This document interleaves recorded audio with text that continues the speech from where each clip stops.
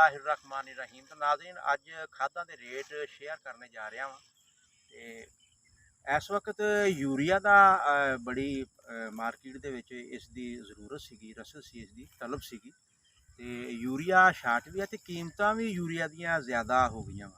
तो अज यूरिया जी सोना यूरिया वो 3450 रुपए च, ते तारा यूरिया का रेट भी तकरीबन सेम ही है, 3450 रुपए की फरोख्त हो रही है। तो सोना DAP वो 9000 रुपए च मिली है। तो सर सब्ज DAP जी पुराना स्टाक जो 8200 रुपए च दे रहे हैं, तो फ्रैश स्टाक जोड़ा वा वो जनाब 8400 रुपए दे रहे हैं।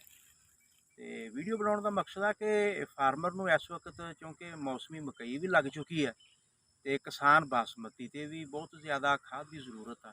तो यूरिया का जोड़ा रेट आ दिन ब दिन अप होंदा जा रहा वा, तो यूरिया की परचेज कर लेनी चाहिए है, यूरिया खरीद लेनी चाहिए है।